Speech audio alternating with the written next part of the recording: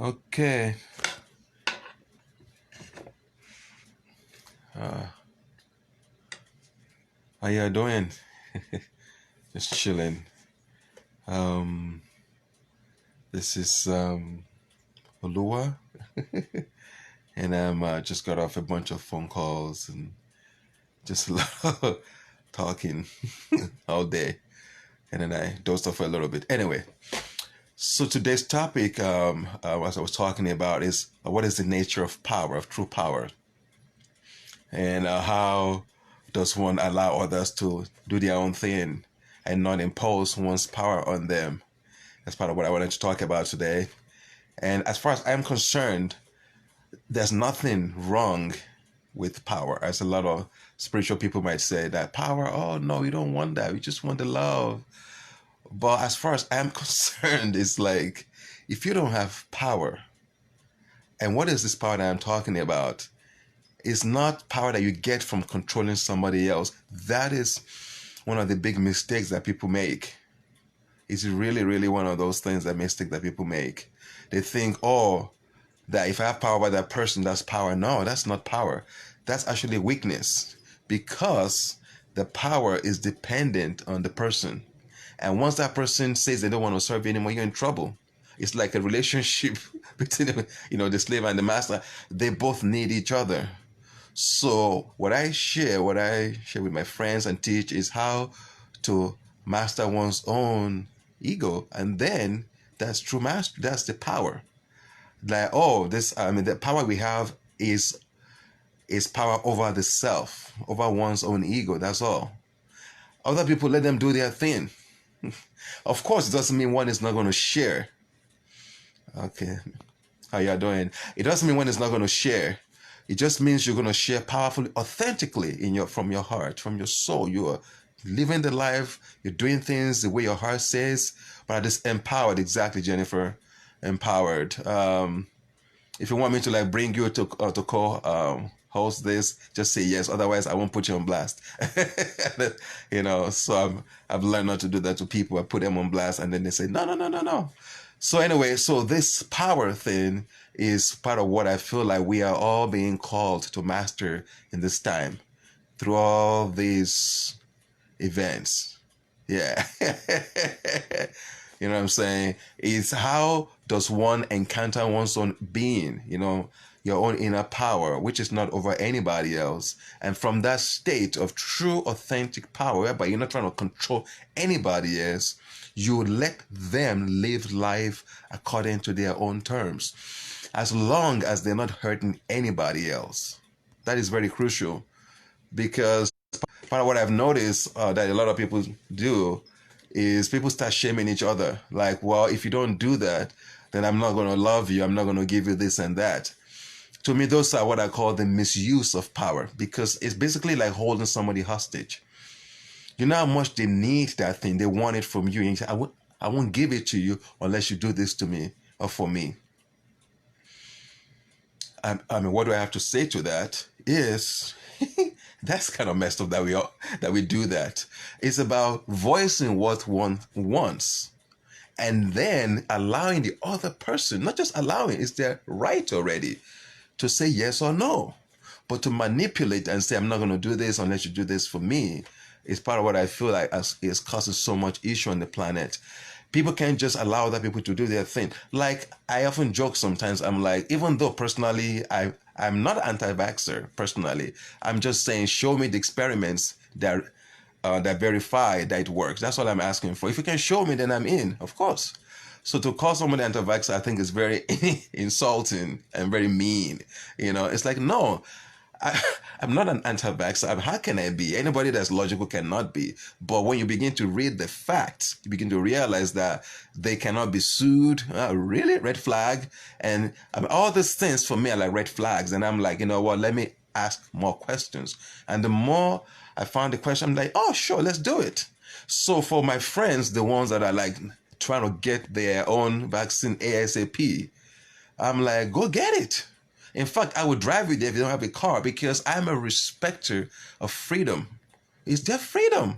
Even though I may think this is going to kill you, but it's not for me to say. But that's what I was saying, that sometimes the most dangerous people are the good people. I'm going to say that again. The most dangerous people are often good people, because they're the ones that I've noticed often have what I call the moral fascism tendency. Because somewhere deep down, they know they're kind of correct in their ideas. But you have no right to force that on anybody else. That's part of what I call breaking the cosmic law. Even if you're correct, if they say no, don't give it to them. Let them, even if it's death they choose, let them choose it.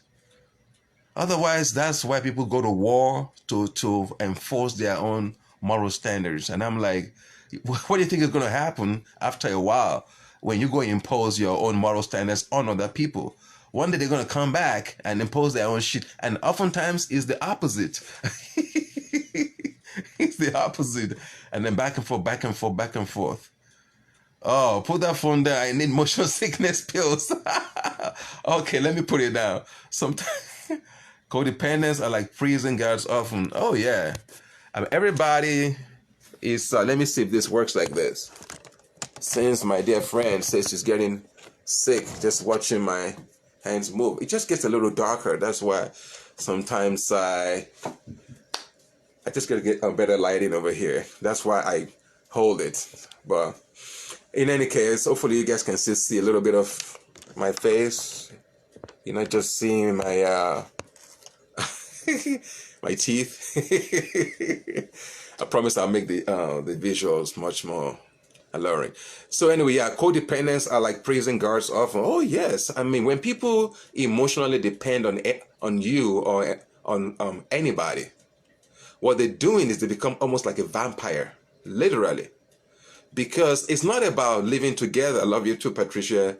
It's not about living together or saying, oh, you got this and I got that, and then both of us work together. That's being human. That's beautiful to do that.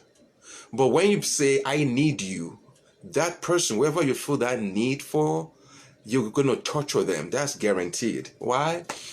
Because nobody wants to need anybody.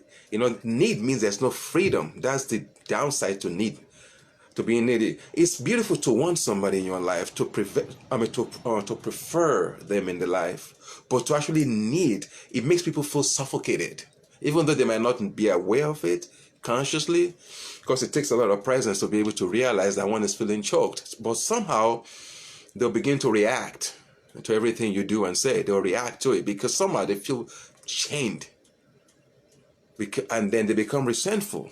So in my view, one of the most powerful ways to do it, not true, they need someone. Yeah, you're perfect too. It is the perfection in you, Jennifer, that says the perfection in me. So it's mutual. You're perfect too. Thank you. I received that. We all are, right? Even in our imperfections, we are perfect. Not true.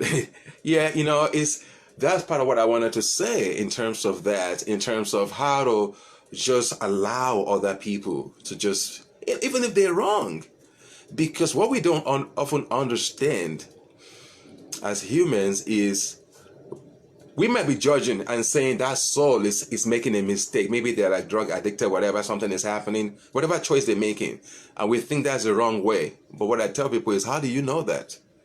How do you know that that person is actually having their own soul lesson? And if you interfere sometimes in their insistence to do different, and we in our goodness interfere, you could cause more damage to that soul than anything else. Because somehow they're going in that trajectory. And it may be painful, but somehow their soul is learning a lesson. I don't mean for one to lack compassion and not assist people. I don't mean that. No, we got to assist each other. I'm just saying sometimes when we share love, do you want to get off this drug or anything? Those things that we do to people, and they say no. And then we keep saying, but I need to make them do it. Now that's what I call interference, and it's a misuse of power. I know some people are going to disagree with that, but it is what it is. It's a misuse of power. Because that person may then follow you and do what you think is right, but somehow their soul is not happy because somehow you've taken them away from where they were going originally. So that's why I respect freedom so much. The only thing I respect as much as freedom in terms of qualities, as much or maybe even more, but I would say as much at least, is love. Because when there's love and there's freedom, you have beauty. What else are you going to create? But if one is missing, if you have love, but you don't have freedom, you're going to create, some kind of fascism.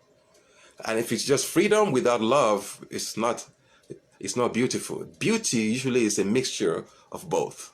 So that's part of what I wanted to say about that in terms of people learning to like be in their own space, claiming their own power, so to speak. And, because oftentimes part of the mystic that I've noticed is, I think most of the women, especially, they've been told that shouldn't be powerful. They've been told yours is integrity. Oh, okay. So you said that yours is integrity. What do you mean, Jennifer? Could you say a little more? Like another note? So that I can understand where you're coming from with that? Yeah. So for a lot of women, they've been told that, oh, power is not sexy. A woman shouldn't be powerful. And they call her names, oh, beauty comes with love. Yes. Absolutely. If love hasn't resulted in what I call beauty, and when I say beauty, I don't mean beauty in terms of whether that person is hard, attractive or not. To me, beauty is a level of consciousness. It's actually, in my view, true beauty can only be created by somebody who has open heart. Otherwise, you can't create beauty. Because beauty is, love is an expression of beauty. They go together. Beauty, it takes consciousness to create true beauty on the planet. I love what you said about what's important to you. Well, thank you. Yes. So everybody has to really, really, really figure that out for themselves. You have to figure out what is important to you. And then from that level, that's actually one begins to like live one's life in the direction that the spirit soul maybe is much more inclined to be blissful towards. Otherwise, everybody, is like living in the wrong. Well, they feel that they're in the wrong direction, so they're trying to be like somebody else, like their mama, their father. They want to be the next Obama, the next this. I always don't you. When people say that, I always get, oh, that's the next whatever, the next. I'm like, why do you have to be the next somebody? Why can't they just be the next where the fuck they are? But people think they are being complimentary, right? They're like, oh yes, you're gonna be the next Michael Jackson, whatever it is. And to me, that is the worst thing you can say to any soul, because they're doing their own thing, and you're trying to compare them to somebody that you know, and then before you know it, they start wanting to sing like Michael Jackson, dance like Michael Jackson, or do something like their hero. Whereas life is asking us to be our authentic self. And those who are drawn to that, they'll just come around anyway. And those who are not interested will never be interested. Why bother? But we as humans, we've been told that if you're being real, then somehow you're going to be alone. And one of the things that I've noticed a lot in some of the sessions I do with people is one of the biggest fears for people being authentic is the fear of being by themselves. They feel, well, if I speak out, whether you're for mask or no mask, whatever your view is, people are like, well, I'll be ostracized. And that's like an ancient fear. Everybody, it's like the village system, right? You do something wrong, they kick your ass out. You're like, okay, we're done with you. And then what happens? That person dies off, gets eaten by a tiger or something, or another village captures that person and become dinner. I'm talking about ancient cultures, So that fear, that tribal fear is in a lot of people. Like, I better fit in. And in my view, what universe is asking us right now is not to fit in. And people are going to say, wow, some people are going to be, what do you mean by not to fit in? Isn't that the essence of spirituality? Isn't that what I share? And for me, okay, let me clarify this very careful. I say this because this can be easily misunderstood. Only an individual person, somebody who knows themselves and is really authentically being who they are, only those kind of people fit into existence. So you want to fit into existence, into the universe. That's what you want. We aspire to fit into the universe. How does one fit into the universe? By being oneself. But what people choose the opposite. They choose to fit into this world. Like, oh, what my siblings say, what my family says.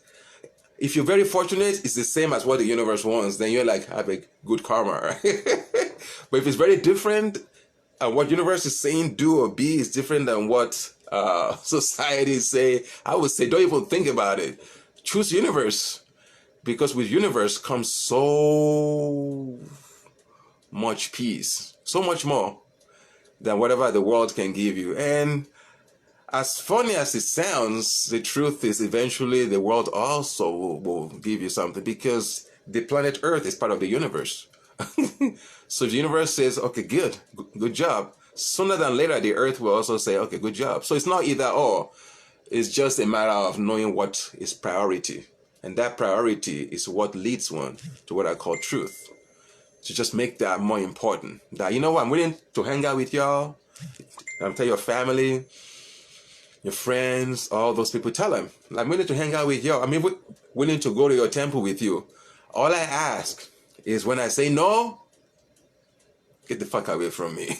If I say I'm not going to come with you, if I say I don't want to pray with you today, respect my individuality. But a lot of people are afraid to take that power, card, to say, you know what, you can't force me to go that direction, but I'm willing. You can invite me. It's a human freedom. Anybody can invite, but I can also say no, thank you, with love, without any hatred. And I feel like if that was to become more and more of something that happens on planet Earth, I think there'll be more peace. Everybody just saying, okay, what do you want to do? Oh, that's going to hurt somebody else. Okay, we're not going to allow you to do that because you're going to be hurting that person. But if the person say, no, what I want to do, it may be painful, but that person also wants to participate. We are in agreement, and you look at the person says, yes, we want to go do this. And then because of my own moral superiority, I'm like, no, that's not allowed. It's like, fuck you, Oluwa. It's like, no, they have chosen to do that together. That's their freedom. Nobody's being forced. Hey, go ahead. Otherwise, what we do is with the power and in the hands of the good people, we impose our own idea of what's right on other people. And then we create more issues on the planet. And then we wonder why things are like the way they are. Well, we've all misused our power. Let's just keep it straight. We've all misused our power. And what do I mean by that? Somewhere in our past, we've all done it. Even in the name of being good, we've imposed our will on somebody because we think it's better for them. And guess what happens when you do that to somebody? They get resentful. They may not know it consciously, but somewhere in their psyche, in their subconscious mind, they're going to be waiting for their own moment to impose on you.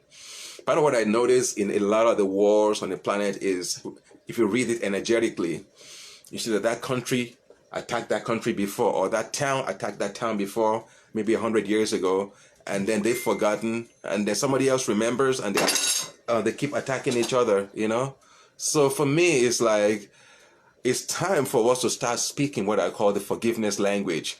And what does that mean? It doesn't mean you're going to let somebody just go. Like, oh, don't worry about it. Whatever you did, it's okay. No, I would say we want to speak the language of saying, look, whatever you did, your ancestors did, I understand they were crazy. They were unconscious when they did it. But I'm going to hold you. Remember the difference between responsibility and what people often call accountability is nothing but vengeance. No, you just say, how can we do this? Okay, let's talk about how we can influence each other and see what we can do to assist each other. Because your people did this, so we can resolve it together. As opposed to the guilt, which is what often wants to be used instead. The guilt. No, you are guilty. And once you point finger at somebody and make them guilty, guess what's going to happen? They want to attack you, or they get defensive. That's why I'm saying, let's not guilt any race, anybody. And I'm using code words, but everybody knows what I'm talking about. Nobody needs to be guilted. We just have to hold each other responsible to elevate the planet together. And I'm not getting in trouble with some of my African American friends and white friends, and don't say that. But I'm like, look. We just got to hold each other responsible without blaming or guilting anybody. And together we can really do beautiful things. That's why I'm for reparations. Why not? Why not? As long as you're not taking from somebody else. Well, we can create more wealth and use it as reparations for those people who have who have been hurt. We can do that. But it doesn't have to take from somebody else, which is what I often feel that people often think somewhere in their subconscious mind why they're so afraid to sometimes admit, because they're afraid, oh, subconsciously they think it's going to be taken away from them. They're going to lose something. And I'm like, no, no, no, no, no, no. You don't have to lose something for somebody else to get reparations. Or that's the idea of lack.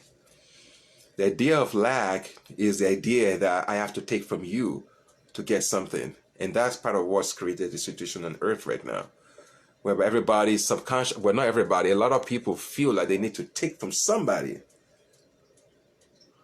so that they can get. Whereas I feel like the cosmic principle is more about sharing. We can share.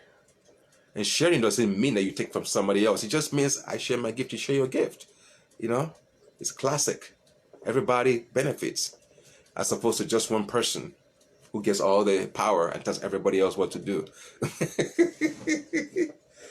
That's why I'm always convinced that every pyramid system, which is often very masculine, the pyramid systems, we need to put them in a circle. Because pyramid systems are often very masculine, somebody's better than somebody. Whereas in a circle, everybody has their roles. So you can combine them together into what I call the pyramid inside the circle. That means the circle is the one that says we are all equal. Nobody's above anything. Otherwise, the people on top of the pyramid always become so powerful, and then they don't give a shit about anybody underneath, or they get power obsessed. Whereas in the circle of life is what actually makes what I call the social justice and love possible, because we all know we are in this together, literally. Otherwise, somebody else climbs on the pyramid and says, I'm above this. No, we are all human.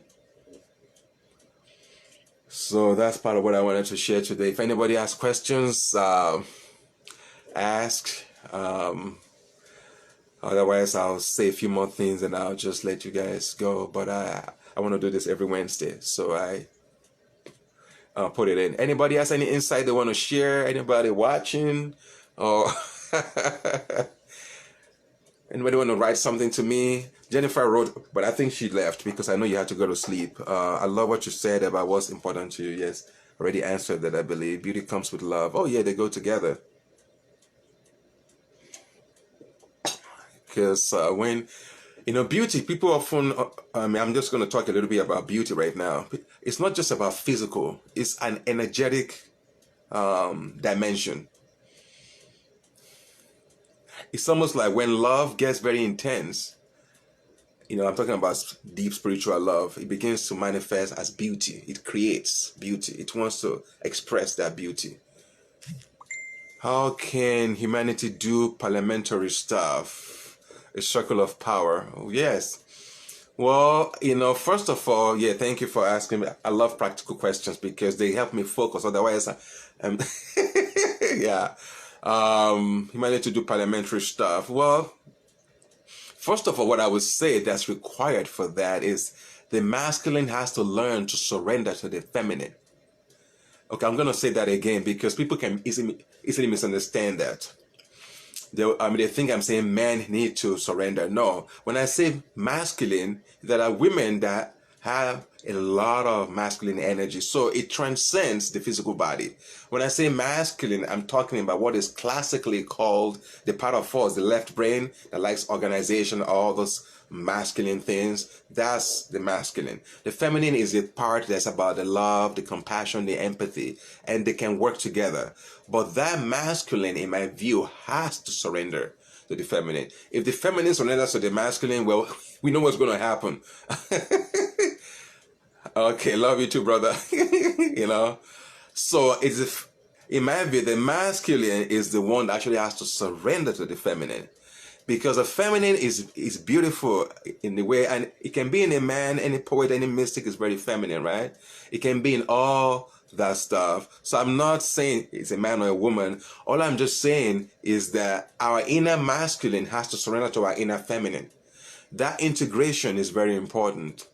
Otherwise, if one's two halves, the masculine and feminine, are fighting each other, it creates the kind of ugliness that we see on the planet today. Because that inner strife, you're going to find it in the homes, in the temples. I mean, a lot of human war issues, the wars, the conflict, literally comes from that inner schism. When the inner masculine and the inner feminine are not working together, that kind of person cannot create anything less than hatred and war. Guaranteed. So imagine, I mean, like 10 billion, I mean, 1 billion people like that. It's war every 6 years, as we've had it on the planet. You know, so that circle, that's what we're asking, Jennifer, that circle, it needs the masculine to see the beauty in the feminine and pay homage. The intellect, again, I'm being careful. I don't want people to say I'm saying man is worse than woman. Masculine is a quality, psychological, spiritual quality. Feminine is the same, you know, it's the other half of it. So that masculine, the logic, the mind, the mentation, all the power thing, those are all masculine tendencies, and they need to surrender to the feminine. For example, power. One of the masculine attributes, I'm talking about masculine power, not feminine power. Feminine power is different. Masculine power is different. Masculine power is more like a priesthood. That's why they end up, and I'm very harsh on priesthoods. I'm less harsh on the priestesshood, because priestesses tend to be very beautiful people, you know, like in their heart and soul. But the priests are often the one that fucks shit up, because the priesthood is an archetype, and it has a shadow and a positive. Everything has both. So the priest has this side that the lawgiver, the one that is like Apollo, the sun god, so bright, so helpful. The shadow is addiction to power. And that's part of what I see happening on the planet right now. The priesthood, in my view, are in charge. I know people are going to think that I'm making this up, or I'm suddenly gone crazy now. No, any system you meet in any country, behind it is always often is the priesthood. They are the so-called intellectual, so-called spiritual power behind it. They're the one that supplies all the rubbish, all the beliefs. And I'm not going to mention too many names, but they are often the ones that construct this jail that a lot of humans are locked in, psychological prison. So for that pyramid, again, I'm not condemning the masculine. Honestly, the masculine is beautiful. All I'm saying is it needs to surrender to the feminine. For example, power, that masculine power, the priesthood. If they can learn to surrender to love, it's done. So power is not the issue. It's not about that it's wrong to be powerful. It just means you have to surrender that power to serve love. Once power serves love, it's complete. So that's part of what I feel like women also have to learn to fully answer your question, Jennifer. A lot of women, I was telling one of my friends this morning or yesterday, a woman, you know, a lot of women have that issue because the patriarchy has said a woman that's exhibiting that masculine, remember, it's in everybody. Patriarchy has said, women, don't do that. Just be a woman. Just be the wife, one archetype, or just be the mother. And the woman is saying, but I'm both. So women have to start reclaiming that power. That to say, I can be powerful too. I'm powerful too. Just like men, I'm powerful too. Okay, I shouldn't say just like men, because just to say I'm powerful, you know, is beautiful. As long as these women don't forget, that's what I feel like is necessary, the feminine virtues too. Because what I've noticed oftentimes, and I know I might get some flack for this, is they want to be just like the men. I'm like, no, don't do the same shit that men have done. No, do it in a feminine way, which is what? You're powerful, you're intellectual, you're still brilliant, you have all these things, but yet you serve love. That's the feminine way. You serve compassion. We don't just go to war like men do. Because somebody said the wrong thing, let's go fight and nuke them. That's a very insecure masculine. Exactly. Lilith and and Eve united cannot be. Oh yeah, absolutely. I mean, you're right about that. Because that's part of, in fact, what I share in my hopefully coming workshops and when all this corona. But maybe I'll create like an online course after I finish the one on time frame constructing.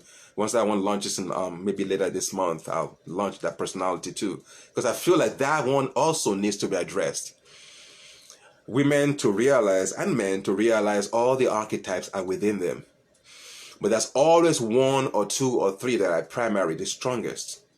Eve is what I call the wife aspect of a woman. Please her husband and, own the house together. That's an archetype, nothing wrong in it. And then you have the mother, the nurturing side that wants to nurture people into health and love and take care of people, create so much abundance on a wide emotional level, right?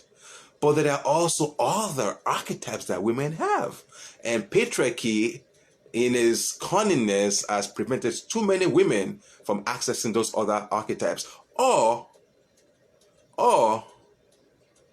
they say, yeah, you can go for those archetypes, but they demonize it. That's part of what the patriarchy did to Mary Magdalene. For those who are familiar with the Mary Magdalene,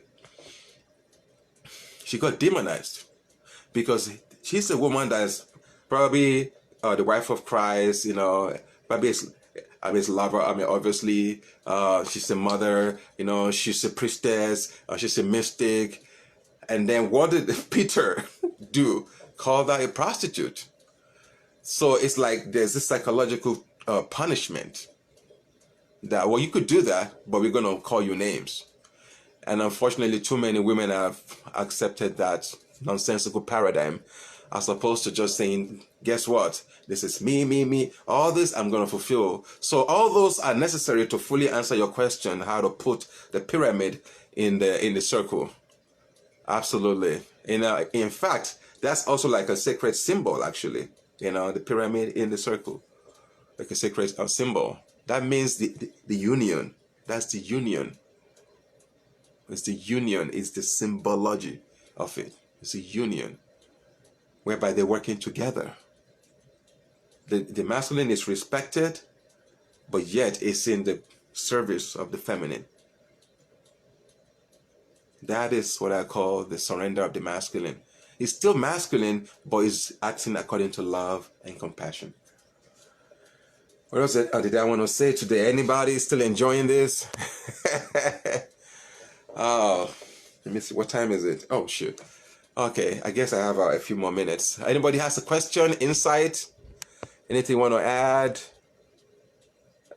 So, Jennifer, you say, I don't know if you're still watching, say, codependents are like prison guards often. You're damn right. Codependents are definitely like prison guards because it's fear-based. That's the downside. I'm not against people like really like doing, loving each other or complimenting each other. That's beautiful. To say, okay, that's your weakness. This is mine. Okay, let's work together. That's complementary. I love complementary relationship because it's about 2-3 people coming together. That's it, relating. Everybody comes to balance each other out. Like, oh yeah, I can do this, you can do that. That's beautiful. Complementary relationships are beautiful. What I'm talking about is codependence, which says, I need you. Once you have that feeling about somebody, then the drama starts. There's the drama. And then somebody's like saying, oh, I did more than you. I gave you more, you didn't give me enough. The fight and everything. As opposed to just people saying, oh, these are my gifts. Oh, those are your gifts? Oh, that's not compatible, but I love you. Oh, those are your gifts? Oh, those are my... Oh, okay, sure. Okay, let's live together. Partnership. Boom. That's the freedom and the beauty. 2 free beings coming together. That's beautiful. Say, oh, let me see what you got. Oh, that's what I got. Okay, relationship, relating. As opposed to, oh, I need you. That basically comes actually from like a kind of fear of death in a way. It's almost like you feel like the person leaves, that you're going to die. But that's like a long story, which I'm not sure I want to go into the details right now. For those who are interested in this, you can just message me. Maybe I can tell you. Or message me on Messenger, and I can say more about that. But there's a lot of that fear in, I would say, most humans. The fear that, oh, if that person goes away, somehow you're going to die. Okay, let me just say a little bit about it since I mentioned it, just to be fair.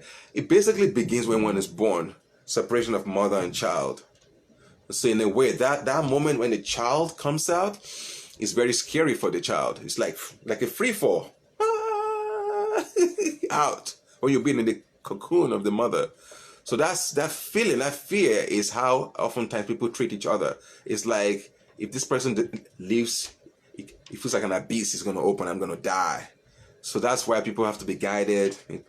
Part of the work that I do in terms of learning to be more comfortable with silence and presence and things of that sort, so that one can learn to differentiate between oneself and all these ideas and all these things that are not the self. Otherwise, if they get mixed up, one can be in deep trouble. Everything is mixed up, It's about knowing who you are, and then everything else can be around. It's fine. At least you know who you are. But if you don't know who you are, and things are happening around, that's what causes misery sometimes. Because then you can't differentiate it. I mean, somebody is going, it's almost like your limb is being cut off. That's what it feels like sometimes in breakups. It's like some limb is being cut off. And part of the reason, in my view, is because people, when they live together, they start doing this thing, collapsing. It's like, no, maintain your love, but maintain your individuality. That's what I share with my friends. Love, of course, love is beautiful. Oh my goodness, never stop loving. Love, so big. But never forget your individuality. Part of what I notice is happening in the world today. The people that are more individuality-based, masculine, they're against people that are love-based. And I'm like, no. We have both within us. And it's not mutually exclusive. There are two halves of the bird that we are. Part of us wants to be individual. Another part is like, okay, let's do this together. Love, both are actually one energy. I'm just dividing it to make a point. They really are one.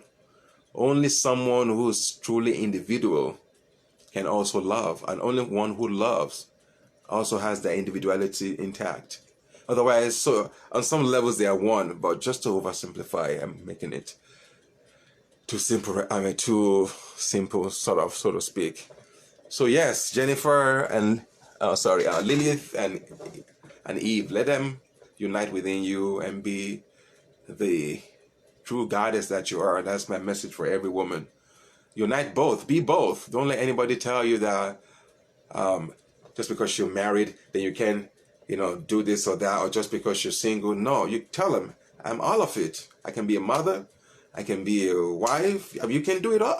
Okay, not do it all. That's too much. But you get my point. You can actually, if the three things you want to do, the three archetypes, you can still say, okay, I'm going for it. Despite people will tell you can't do it. You can be a mother, you can be an architect and have a good love life, all kinds of nonsense that people are programmed with. It's like, no.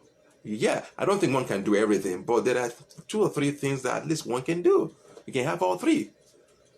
Otherwise, it's just a prison guard that, prison yard. There are a lot of humans are locked in, and I'm laughing, but I feel compassion. I feel tremendous compassion for this, because one of the biggest issues why people are very sad is because if one is not allowed to fully express oneself, whatever that may be, how can that person be fully joyous? It's almost impossible. It's like telling water to be fully joyful if you're blocking the flow of that water. That's literally what it is. If the water says, I'm not interested in flowing that way, then it's fine. Because nobody wants to flow in all directions. But usually there's about 2 or 3 that you want to say, okay, that. Okay, I can flow in all 3. I could flow in all 4. But most people don't want to flow in all directions. That's a lot of work. But it's possible. Some people do it, but most people choose 1 or 2 and they flow in that direction of the archetypes, I mean. And then they go home and they express it from that center. And it is what? Beautiful. Beautiful. Any insights? Any questions? Let me see. I got 15 more minutes. It is fun. Let me get some water. If you want to write a question, write a question. Otherwise, I love you guys all. You guys are all amazing. And it's been a fun night. Is there anything I wanted to share? Anything else?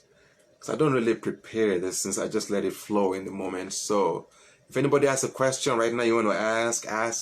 Otherwise, I may just go have a nice dinner right now.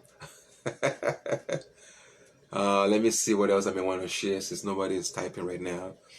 What else? Well, I would just say in terms of the topic I shared tonight, in terms of true power and not imposing one's will on another, I hope somebody or a lot of people, at least one person, benefited from it, and it's been very helpful. And if you feel you have questions, anything, feel free to just reach out to me on my on Messenger. You can just text me on Messenger, or what else? You can email me oluwaadams9@gmail. Well, text me if you can. If you have any further question. What else? I think that's it. Oh, if you want to make a donation towards this work that I'm doing more and more now, feel free to donate to my PayPal, which is yosoyshiva@gmail.com. YOYOSOYSIVA, yosoyshiva@gmail, which is Spanish word. So that's it. What else? Yeah, that's it. I think this is good. But for those that are going to be watching this video later, I'm going to give like a little more, because I'm going to forward this video to other places, and some people are going to watch later. I would say this very moment, just stay very still. Stay very still. Very still.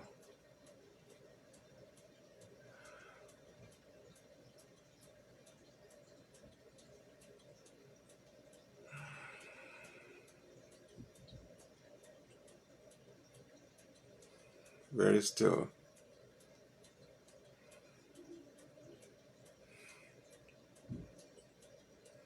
Very still.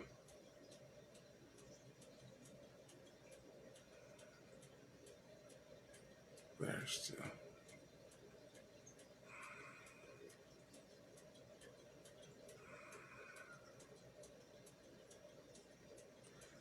Okay, good. Sometimes that's all you need. 2 minutes, 3 minutes. People think you have to sit down all day long. No, you can do that if you want. If that's your personality, if you're extremely mystical, you have a lot of time and the money, well, fine. Spend 6 hours sitting down. But for most people, they don't have that luxury. So spend 2-3 minutes just sitting still, breathing. And sooner than later, you'll begin to realize you are experiencing deeper levels of peace. Initially, you might go through some rough stuff, some pain, but you begin to, as you keep doing the work, you begin to realize that you're feeling more joy, more love, more peace. Okay? Much love. Blessings to you all. Wish you well. Thank you. Okay.